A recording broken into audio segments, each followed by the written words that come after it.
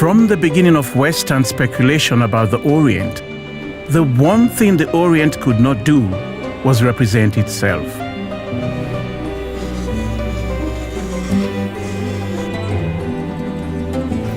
Evidence of the Orient was credible only after it had passed through the refining fire of the Orientalist work. Edward Said, Palestinian intellectual, literary theorist, historian of the colonial narrative. Said explained how colonialism works, not just through armies, but through literature. Not just through conquest, but through anthropology. Not just through oppression, but justified through narrative. He showed how the West painted a picture of the East. Snake charmers, belly dancers, thieves, the exotic, the sensual, the depraved. Said saw it in 19th century Western literature, and you can see it across modern culture. Switch on the news, read the newspapers, look at the images. What stories are you being told? Us versus them. The rational versus the irrational. Civilization versus barbarism. Africans, corrupt despots, starving victims. Latin Americans, drug lords, football players, dictators. Arabs, terrorists, misogynists. Asians, software engineers, religious fanatics. How does it feel to be fixed, captured, framed? Think of Orientalism as a lens. Use it when you read the media. Spot the stereotype, decode the fiction, unlearn the myth.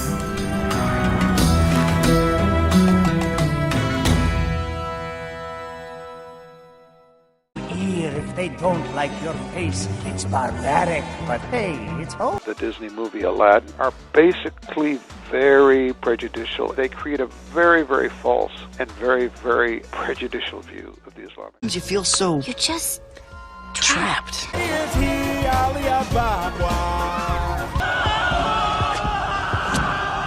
Crimson Jihad will rain fire on one major U.S. city.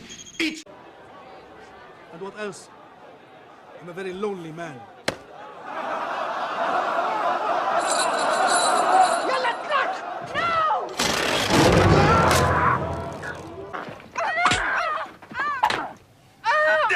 Cheryl!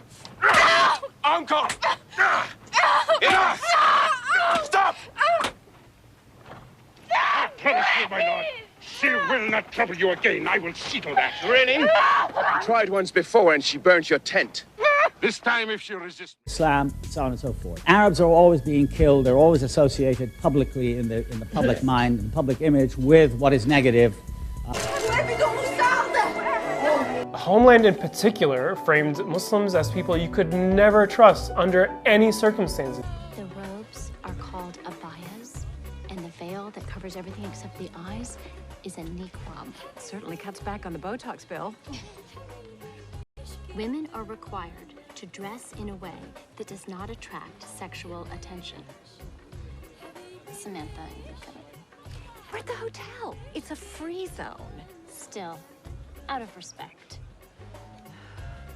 Well, I gotta say, I am digging the sequin trim on the Real Housewife of Abu Dhabi. What's up with that? Younger Muslim women are embracing old traditions in new and personal ways. Well, I could get into the head wrap, but the veil across the mouth, it freaks me out. It's like they don't want them to have a voice. Yeah, or hormones. I cannot find one internet hormone site that's not blocked. Well, at least you know your phone is working. I can't get Harry to respond to any of my texts, and it's just not like him. Well, you called him when you arrived, right? Yeah, but that was hours ago.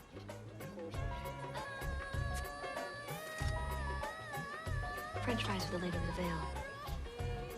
How's she gonna do that? A lift for every fry. That is a major commitment to fried food.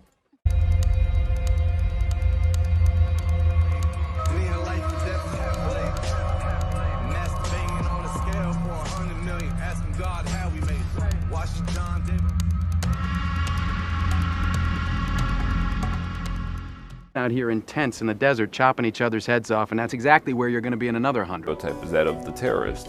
And you can see that heavily present in 1970s, 1980s, both literature and film. And today we see that has become still a dominant trope. It's been to show the Islamic world in a position of either moral or cultural inferiority to that of the West. Stages of military operations to disarm Iraq, to free its people. Complete shutdown of Muslims entering the United States. Washington's foreign policy and how it's Sure. Take all the countries we haven't invaded. I like that.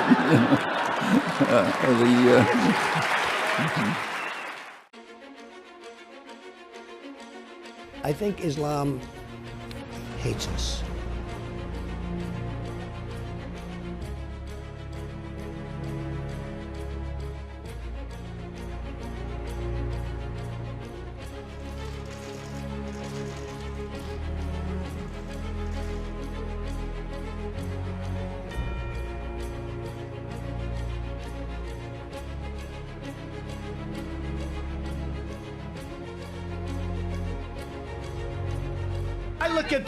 I look at Omar, I don't know, I never met her. So when I hear people speaking about how wonderful Al-Qaeda is, when I hear people talking about some people with the World Trade Center, some people, no, not some people, much more than some people.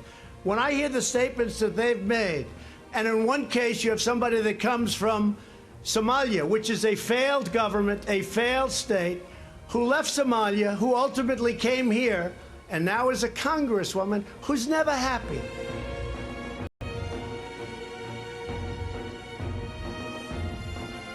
And all I'm saying that if they're not happy here, they can leave. They can leave, and you know what?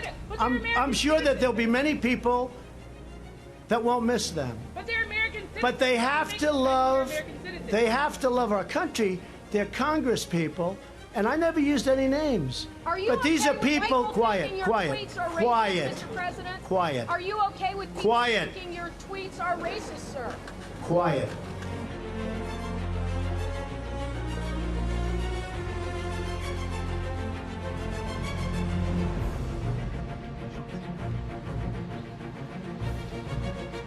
The perpetrator of this terrorist attack has been inspired by hate mongers in the United States and in Europe. The perpetrator of this horrific and terrorist attack today referenced President Trump in his manifesto.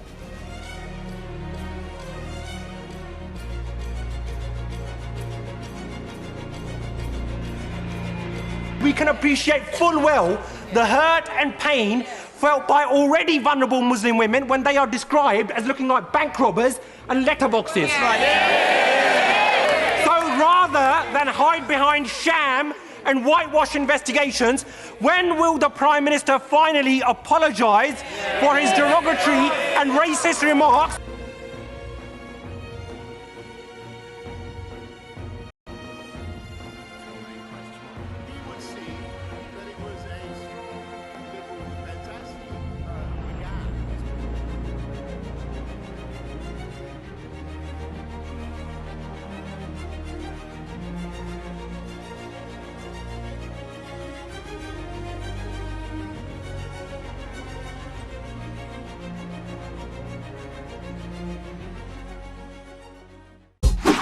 Work, which, let's face it, is what most conversations about neutrality in Europe are all about, cannot be separated from broader discussions about Muslims as a problem community. Neutrality is being used to marginalize identities that don't fit the myth of secular progress, and that's just discrimination in disguise. Yo mama Osama. Right now, for instance. Is this an act of honor? Or is it one of disrespect? Is it a gesture of sympathy? Or is it merely presumptuous? Or does it make no difference what I say at this moment, because all you can focus on is the fact that I'm wearing an Islamic headscarf, in which case, Why is it so distracting? How this is seen has little to do with me. It's a function of your preconceptions and expectations and of the agenda that you then attribute to me. And that's a loaded word, agenda. It implies ulterior motives. In which case, let's look at my motives. I get, I love the color, I love, and sometimes you get, hey terrorists, go back on, because it was a symbol of my conviction of faith. I chose to put it on, I chose to take it off. You speak Spanish? English? Really? Do you understand German? I think there's too much policing of what women wear. Why do people care? Faith being reduced to a piece of cloth. My immediate answer is, how not? We're talking about one of the most influential figures of all time, a man who radically changed his world and is still changing ours. So how can so many of us know so little about him? How come just the idea of writing about him seems to be fraught with tension? Welcome to my territory, the vast and volatile arena in which politics and religion intersect. Knee-jerk support of every policy of the Israeli government. But younger liberal Jews are now realizing that their identity as Jews has nothing in common with that of Bible-spouting settlers who seem to think that Palestinians are disposable, or with an Israeli government that's made Gaza into a huge internment camp. Just as you are appalled by terrorists acting in the name of their distortion of Islam, so I am appalled by terrorists acting in the name of their distortion of Judaism. I see those settlers as my Al-Qaeda, and their claim to represent the Jewish people not only insults me, but insults both the spirit and the essence of Judaism as I see it, while their claim to represent God is quite simply obscene.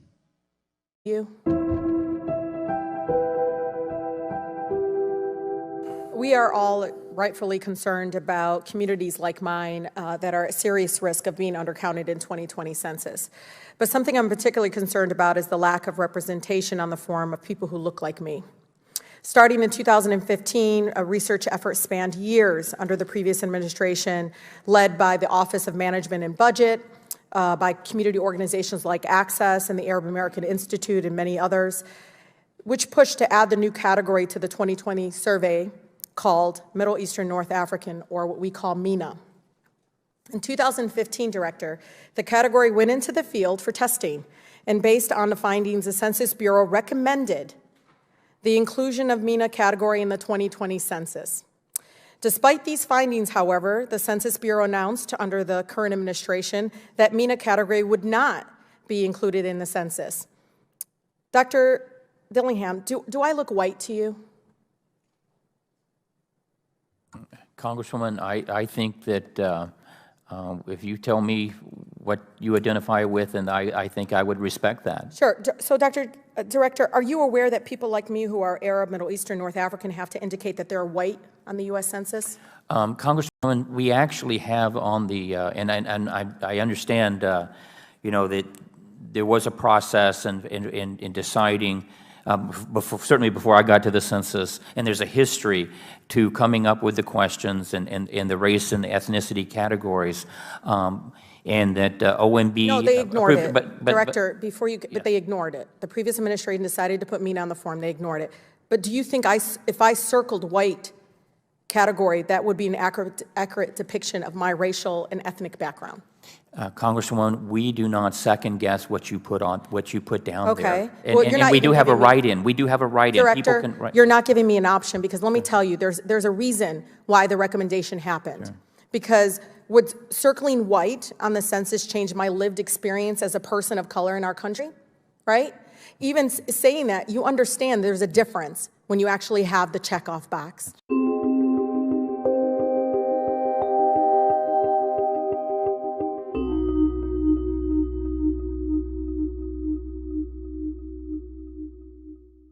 because the MENA community, like others, relies on accurate census representation for health research, Director, Certainly. language assistant, civil rights laws, and reporting educational outcomes. In addition, it would help address things like crime reporting, Director, helping minority business owners get loans, and drawing congressional and state legislative boundaries. So, Director, do you believe it is important to better collect racial and race information from census participants of Middle Eastern and North African descent? Congresswoman, You believe that, though? I can say that by having the write-in provision, that is the Sir, option. it doesn't have the same impact, and you know that.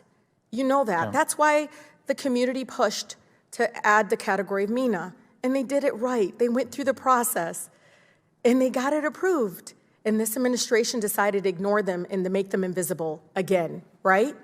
That's what you're doing. You're making us invisible. No, the continued absence of this ethnic category contributes to erasing us. Our living, working, we all live and work and raise our families here. I truly believe this issue needs to be addressed, and we need your leadership to push back against this current administration's lack of wanting to see people like me being represented on an official government federal forum that decides around funding, decides how they're going to treat us, how they're going to approach health research, language assistance, all those kinds of things. And I mean, you know, Director, we need to get it right because I'm not white. I'm not. And I don't just, try to say to others that you should be this or that. But when I sit on this forum and I look at it, I don't see myself represented on this forum. And I think that's a huge issue for people like me. Sure. And I need you to do more in pushing back against this current administration, ignoring what the previous administration was able to do. And the U.S. Census Bureau decided to add MENA, and they ignored it. Congresswoman, I can assure you that we continue to study race and ethnicity and the options for self-reporting that. Director? And let me just say that But we've been studied enough. We want your views, and we're beginning the process of looking at the 2030 census. It's too late. It's too late because for 10 years, we will be invisible to health research, to a number of things, small business loans. We will be. Mr. Trump, your words matter. Your policies matter. They impact the lives of innocent people at home and globally.